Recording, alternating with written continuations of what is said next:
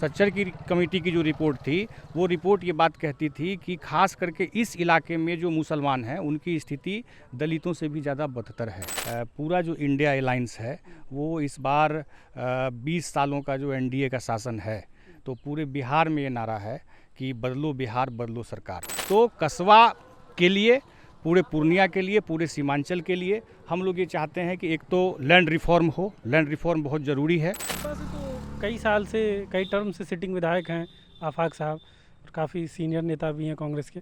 तो ऐसे में क्या लगता है कि कांग्रेस ये सिटिंग सीट छोड़ेगी आपके लिए? नीतीश जी कहते हैं कि लैंड लॉक्ड स्टेट है, ये कोई मतलब नहीं है। आप यहाँ पहले भी बिहार लैंड लॉक था, लेकिन बिहार में अभी देखिए बनमनखी में चीनी मिल था, जगह जगह उद्योग था।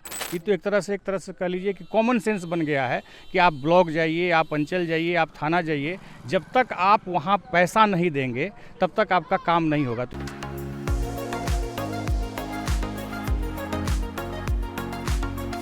बिहार में इसी साल विधानसभा चुनाव होना है और इसको लेकर हम लगातार एक दावेदार सीरीज चला रहे हैं, जिसमें हम अलग अलग विधानसभा क्षेत्र से जो अलग अलग पार्टियों से लोग टिकट की दावेदारी कर रहे हैं उनसे हम आपको मिलवाते हैं, उनसे परिचय करवाते हैं।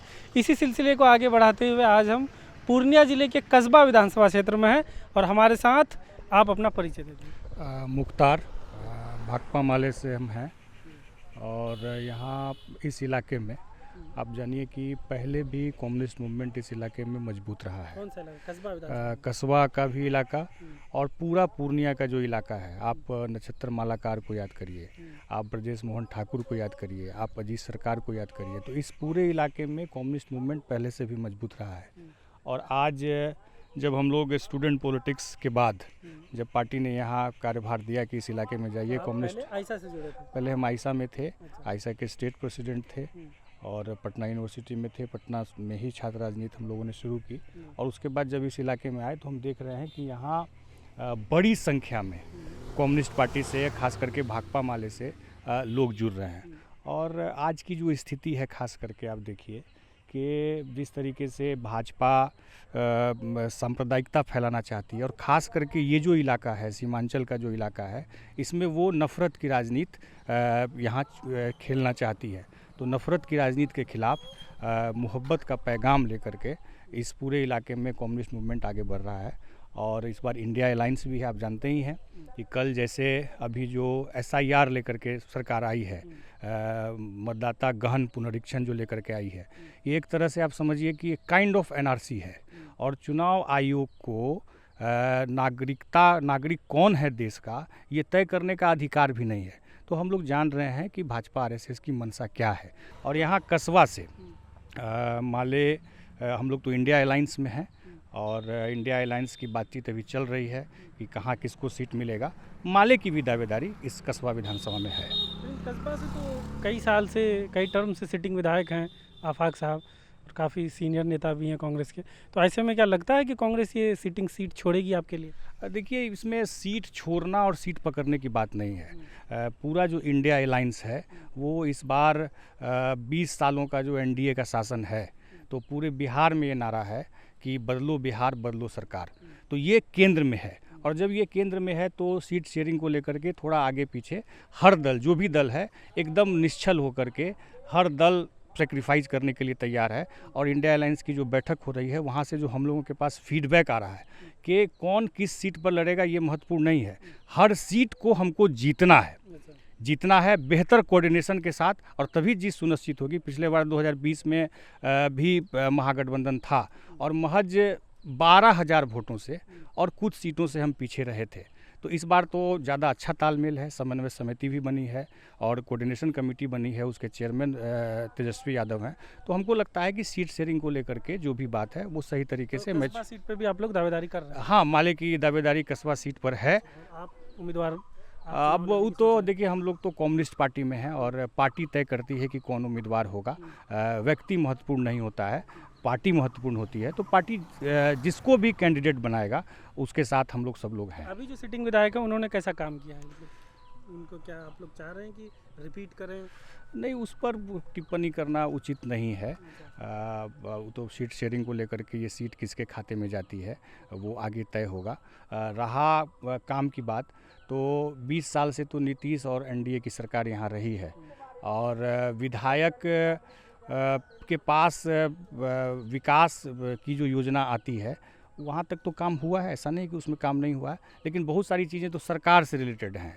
सरकार अगर ठीक से काम नहीं करेगी, जैसे देख लीजिए लॉ एंड ऑर्डर का विषय, अभी आप देखिए कि पटना में अभी एक सप्ताह के भीतर 3-4 मर्डर वहाँ हो गया है, कई व्यवसायियों की हत्या वहाँ हो गई, और पूरे बिहार भर में आप चाहे पूर्णिया ले लीजिए, चाहे कहीं भी आप चले जाइए, तो विधि व्यवस्था एक का संकट है, भ्रष्टाचार अपने चरम पर है। ये तो एक तरह से कह लीजिए कि कॉमन सेंस बन गया है कि आप ब्लॉक जाइए, आप अंचल जाइए, आप थाना जाइए, जब तक आप वहाँ पैसा नहीं देंगे तब तक आपका काम नहीं होगा। तो ये जो एक कॉमन सेंस बना है, ये जो भ्रष्टाचार है बिहार के भीतर, और बिहार में पलायन।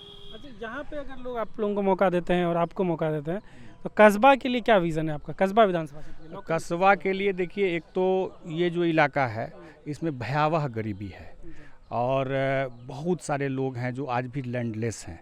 आप तो अभी मान लीजिए कि श्रीनगर प्रखंड मुख्यालय के इर्द गिर्द हैं, इसलिए आपको नहीं दिखेगा, लेकिन बगल में आप सिंघिया चले जाइए, आप चनका चले जाइए, हसेली आप चले जाइए, खोखा दक्षिण का उरेला गांव है वहाँ आप चले जाइए, फरियानी आप चले जाइए।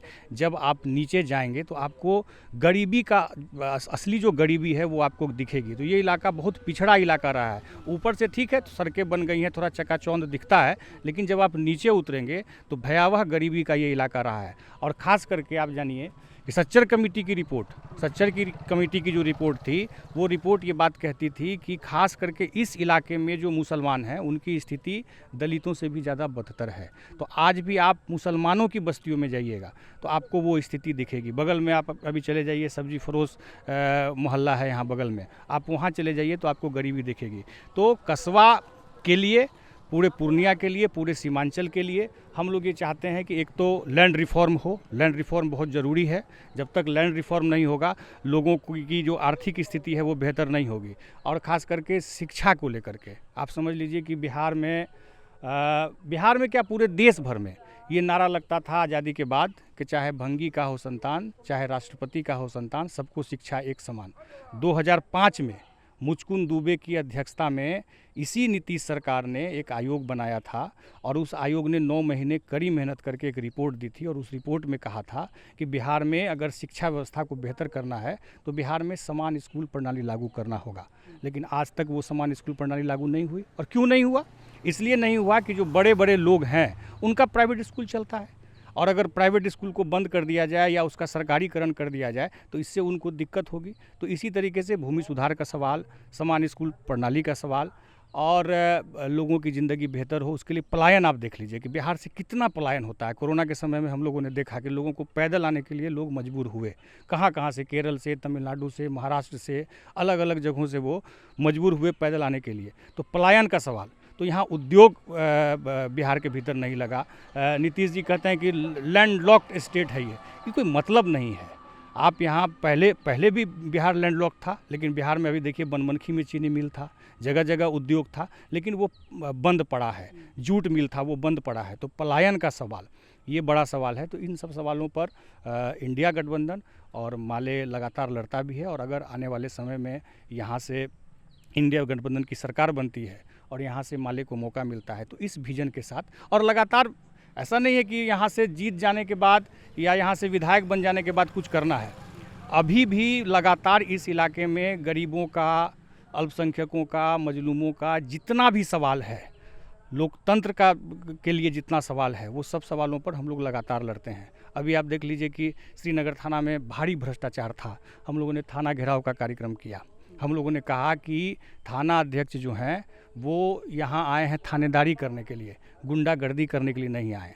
तो चाहे मतलब ब्लॉक में भ्रष्टाचार हो, अंचल में भ्रष्टाचार हो, थाना में भ्रष्टाचार हो, और लोगों के सर्वांगीण विकास के लिए हम लगातार सड़कों पर रहते हैं।